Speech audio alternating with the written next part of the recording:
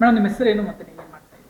My name is Sudhamani. I am working as a HOD in EC department in the Anand Sagar Institute of Technology Polytechnic. So working from last 18 years here in this college. Okay.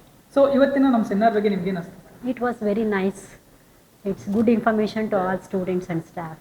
Madam ನಿಮ್ಮ ಪ್ರಕಾರ ಇತ್ತೀಚೆಗೆ ಸ್ಟೂಡೆಂಟ್ಸ್ಗಳಿಗೆ ಆಗ್ತಾ ಇರುವಂಥ problems ಏನು? They need to concentrate. That is the one thing. And they are not having listening. Now after COVID, so it will be reduced. So ಇವಾಗ advance technologies ಬರ್ತಾ ಇದ್ದಾವೆ, ಅವುಗಳನ್ನ ಸ್ಟೂಡೆಂಟ್ಸ್ ಕಲಿತಾ ಇಲ್ಲ ಅಂತಂದ್ರೆ ಸ್ಟೂಡೆಂಟ್ಸ್ ಏನು ಪ್ರಾಬ್ಲಮ್ ಆಗೋ ಚಾನ್ಸಸ್ ಇರುತ್ತೆ, ಏನು ಇಂಪ್ಯಾಕ್ಟ್ ಆಗ್ಬೋದು? They don't have skill knowledge.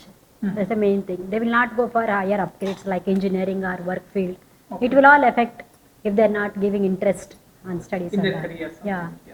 So ಇವಾಗ ನಿಮ್ಮ ಪ್ರಕಾರ ಸ್ಟೂಡೆಂಟ್ಸ್ಗೆ ಪ್ರಾಬ್ಲಮ್ ಆಗ್ತಾ ಇದೆ, ಬಟ್ ಅದಕ್ಕೆ ಸೊಲ್ಯೂಷನ್ ಏನು ಅಂತ ನಿಮ್ಗೆ ಅನ್ಸುತ್ತೆ? We have to bring them to the current situation and they has to concentrate on all the topics. So that will build their career as well as go for upgradation of engineering or any work. They need to concentrate. They has to work hard, both in technical field as well as in communication skill also. Their presentation also. Everything is important. Okay done madam. Say in case ನಾವು ನಿಮ್ಮ students upskill ಆಗ್ತಾರೆ ಅಂತಂದ್ರೆ ಅದಕ್ಕೆ ನಿಮ್ಮ support ಇದೆಯಾ? Yeah, we will support it. ನೋಡಿದ್ರಲ್ಲ students, lecturers ಸಹ ಹೇಳ್ತಾ ಇದ್ದಾರೆ ನಮ್ಮ ಇಂಡಸ್ಟ್ರಿಯಲ್ ಟ್ರೆಂಡು ಚೇಂಜ್ ಆಗ್ತಿದೆ ಅಂತ. ಈ ಅಪ್ಡೇಟ್ ಆಗ್ತಿರೋ ಆಟೋಮೇಷನ್ ಟೆಕ್ನಾಲಜಿಲಿ ನಿಮಗೆ ಪ್ರಾಕ್ಟಿಕಲ್ ಸ್ಕಿಲ್ ಮತ್ತೆ ನಾಲೆಡ್ಜ್ ಬೇಕಾ?